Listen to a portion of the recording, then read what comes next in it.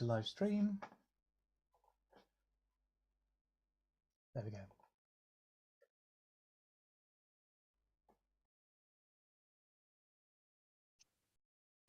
Good afternoon, everyone. I'm Andrew Robinson, Chairman of the National Dahlia Society and an extremely keen or obsessed dahlia grower and exhibitor. I'm going to do a short talk this afternoon on how I take my cuttings, and I've got some slides to help us go through that. I'll bring them on here.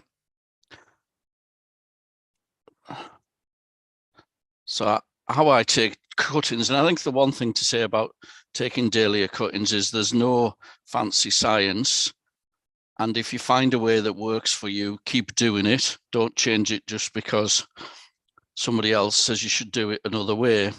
And also, taking dahlia cuttings is no different whether you want your plants to use for exhibition purposes like myself, or you want to grow cut flowers in the garden, or just have some lovely border plants scattered amongst your herbaceous borders.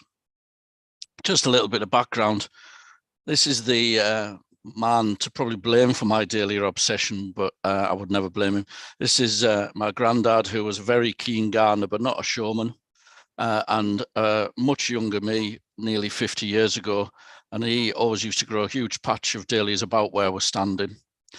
And then in 1995, when I moved to the Tyne Valley in Northumberland, I met the Geordies, or their nickname, which is Northumberland Durham Chrysanthemum Dahlia Society, and that really set me on the road to growing and showing dahlias. But I think whatever you're growing your dahlias for, just the range of colours, forms, heights and sizes is amazing, and that's one of my polytunnels in show season. And even if you don't get any show blooms, just sitting there on a garden seat's well worthwhile.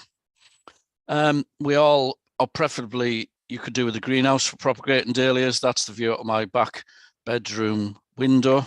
Andrew, can I just jump in? All we can see at the moment is your first page. We can't see the other ones. Beg your pardon. Why is that not working then? I think maybe, have you got two screens? I have, yeah. You might need to swap them around cleverly somehow. Or maybe just go to one screen, or show the other. You'll need to share the other screen, I think.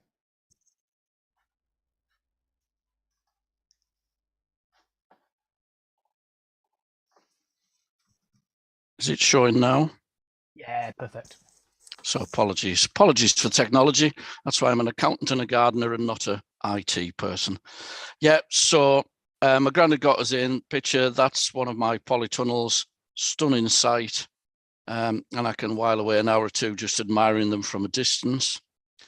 And then just before I broke the IT, that's where I do all my propagating, and we'll discuss cuttings. So really the year for taking cuttings starts by lifting your tubers. I lift all mine through, I grow all mine through my apex. So a dahlia year starts, lift your tubers, chop them down to within 3 or 4 inches of the stem, lift them, get volunteers to help you, and get them back to a frost-free place. Now, we could do a whole talk on how to protect your dahlias from frost and keep them over the winter, which I won't. I know it's been a trying year for everyone. It's really about getting them as dry as possible so that they don't go rotten, but not too dry so they shrivel. And the most important thing is to keep them frost-free, but not too warm. And I think we've all found out to some extent this year that a single layer of fleece doesn't achieve that. But let's move on to taking cuttings. That's just mine all trade up. So the year starts, how are you going to take dahlia cuttings? Well, obviously your dahlia cuttings come from the tuber, either a bought one or a saved one. I saved mine stock. So that's what I'm hoping the tuber will come through the winter like, and this is probably for us exhibitors towards the end of January. If you're growing them for garden use, this would be probably late February, early March. So that's the tuber as it's come through winter, nice and sound. And hopefully you can see a mouse moving about, but that's the very important bit of a dahlia tuber, where, and there you go, that's that tuber. So that turns into that trimmed up. And where I'm pointing to, where the tuber joins the old stem, i.e. the crown, that is where your growths will come from, whether you're going to plant it in a pot, grow it for cuttings, or put it straight in the garden. So you need to be very careful to protect them bits, not go rotten. So I trim the tubers up, get rid of anything that will go rotten, put them into mushroom trays, seed trays of any good quality compost, and just bed them in. As you can see, the important thing is that there's really just the legs, the fingers of the tubers, which will grow the roots in the soil. And I've kept that crown part where the cuttings are going to grow from exposed above the compost. That is for two purposes. A, it hopefully stops it going rotten if you keep the moisture away from it until it's starting to grow. And B, it gives you a clear view of where you want to take your cuttings from when the time comes. So this would be about the end of January for ourselves.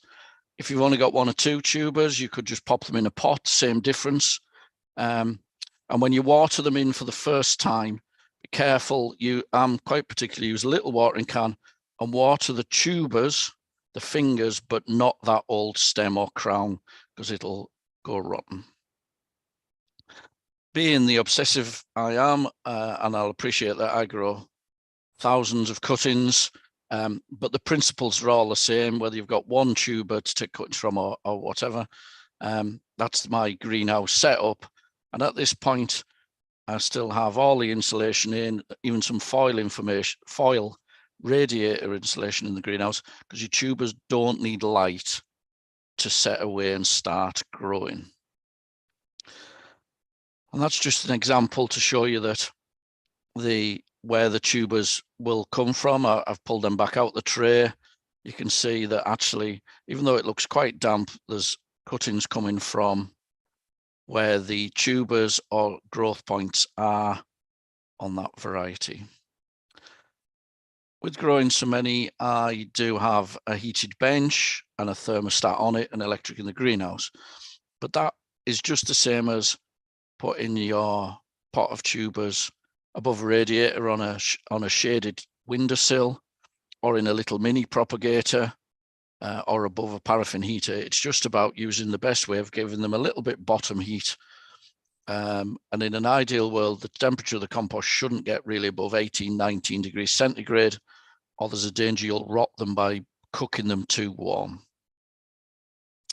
So within 3 to 4 weeks, you should start seeing little eyes, which is the name for the buds, and cuttings start to appear all over around the old stem and on the points we've shown. Now, one of the questions we often get asked is, why don't all my tubers, some take 3 weeks, some take 2.5 months, it feels like. And I think it's just remember that different varieties take longer to sprout in the spring. For some reason, dark purples and dark reds are the slowest, and whites and yellows are the thing. But this is what you're looking for, lots of good, healthy cuttings. And this slide also, on the right, we have field tubers, which were in the ground, and big, healthy, sizable tubers. And on the left, we have little tubers that were just grown in pots all last summer as an insurance policy. And you can see that even though the little tiny tubers no bigger than an orange, they're still going to produce a lot of healthy cuttings. So as the trays, day lengthens, cuttings are starting to come. You're just wanting to make sure they all look healthy. Nothing's nibbling them and biting them and things. Watch out for little mini slugs. Don't be worried that some of them have a paler yellow color. That's just the way the first leaves come. If they're a paler green, any with are going to have a red flower, or a red purple flower will probably have a red stem. So again, that's nothing to be alert to. And this is starting to what you're looking like. And I want my greenhouse to look like from the middle of March on to the end of April, when I take the big batch of cuttings. So you're looking for green, healthy growth, lots of vegetative material to take cuttings. And again, if you've just got one tuber, you have your favorite variety that you want to multiply. It's just the same principle in a pot, and let these cuttings or growths come up, which you will turn into cuttings. That's just another sideshow of it. That was a couple of years ago. I tend to take all my cuttings at the weekend where possible.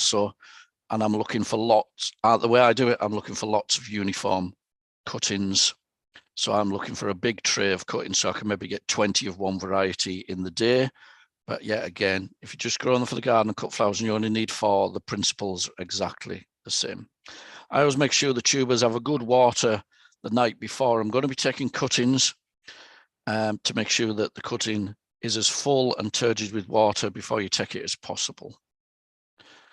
So then you get to the actual process of taking the cutting. So this is a field tuber, and you can see that there's 2 lovely stems coming away from that. Now, you could take the cutting halfway up, somewhere in this region where the mouse is pointing, but that would restrict you to only getting 2 further cuttings from the plant. So if you can see the growth eye, where it is coming out and joins the tuber, if you just simply get a sharp knife, and I'll show you my equipment shortly, but get a sharp knife and cut through there, that is exactly the same tuber. So it was there, cut through there, what will we say, 3-4 millimeters from the tuber. Don't damage the tuber, leave that, and I guarantee you will get 4 further buds grow around that in a perfect cross, giving you 5 cuttings by then from 1 eye.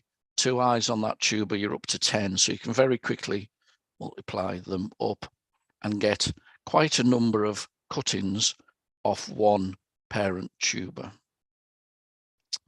Now on to actually taking the cuttings. So I use, that's a mini watering can to water the cuttings in when we've done them. Some hormone rooting powder of your chosen choice.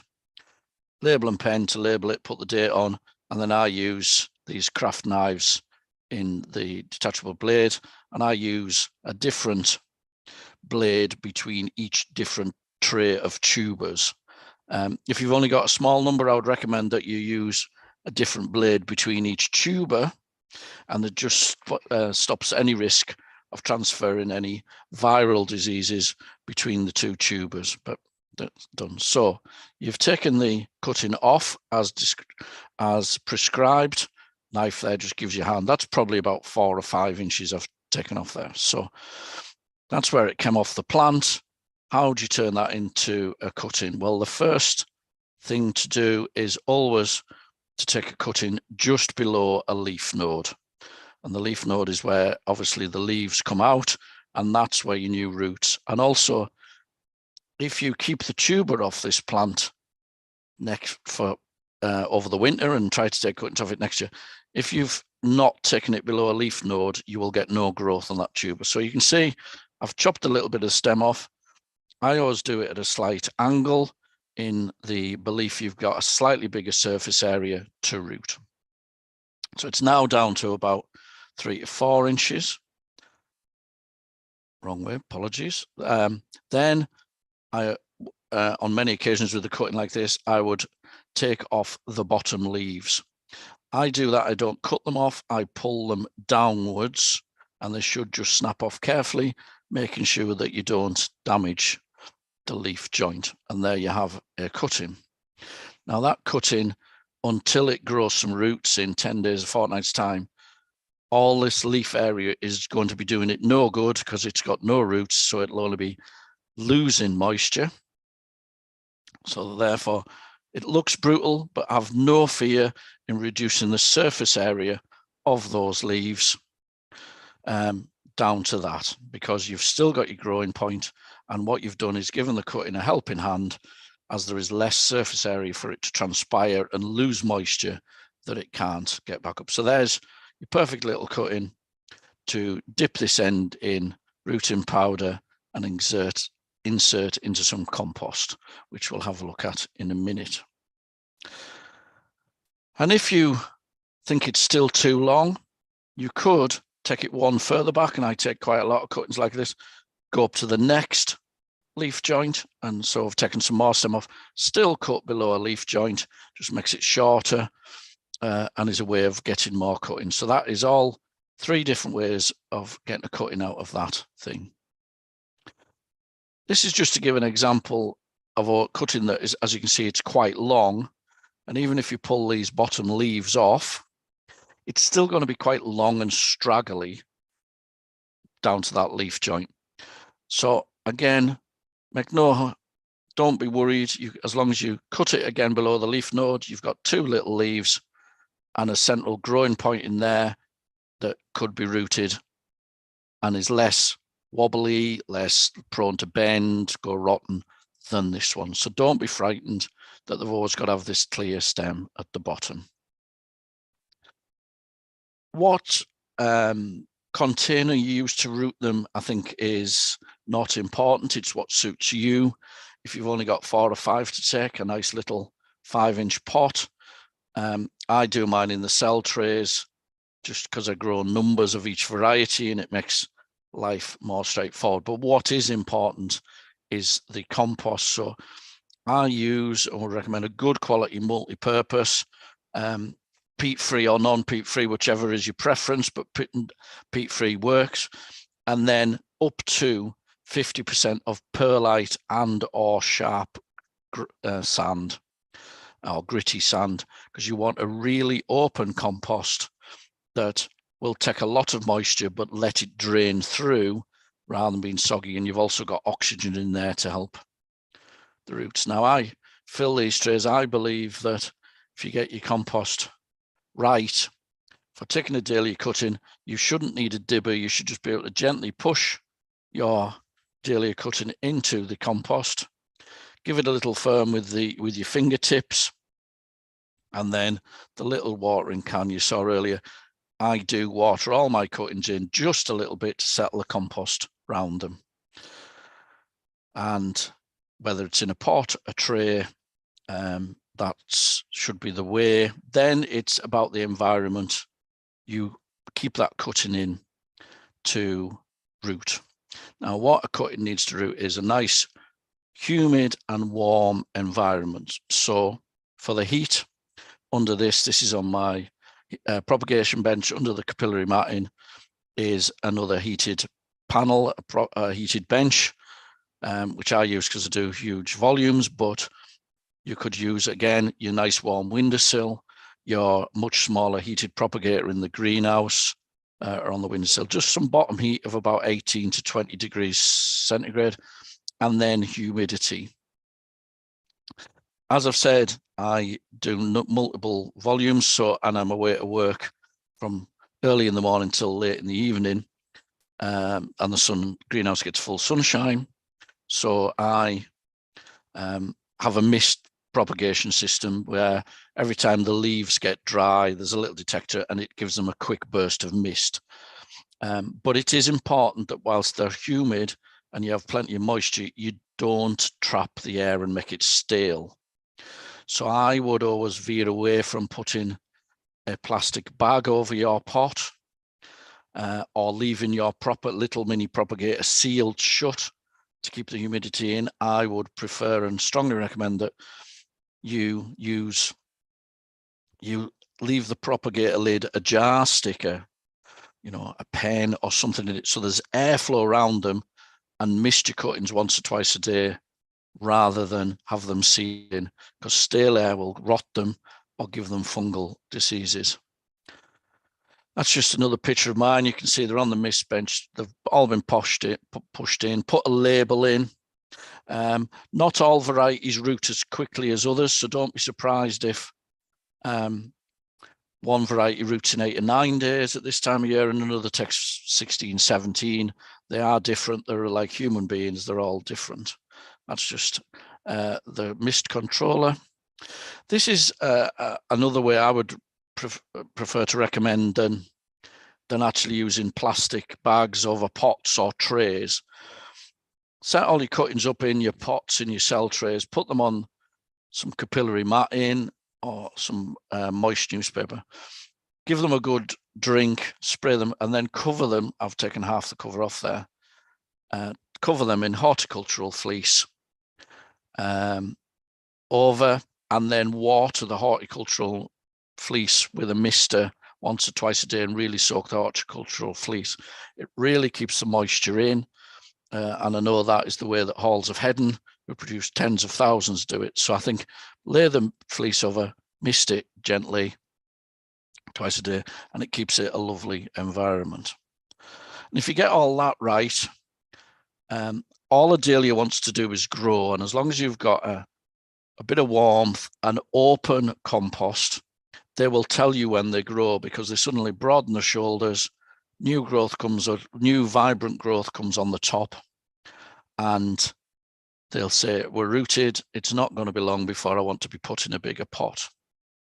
Now, there's many of my colleagues around the dahlia world pot them up, but some people take them out as soon as they have a tiny little root on. I prefer to leave them to a little bit more established, and they'll come out the cell tray without any damage. But hopefully after about a fortnight to 3 weeks, depending on the variety, you'll be able to pull out your cutting. It has lovely white roots, because on a dahlia, if the roots aren't white, it usually means they're going rotten, and you'll be able to pop that in a pot, and there you have your cutting, which will roll on to become a healthy plant with some great flowers. And I think hopefully that's given you some insight into how we take cuttings for any purpose, and you've found it useful. Thank you.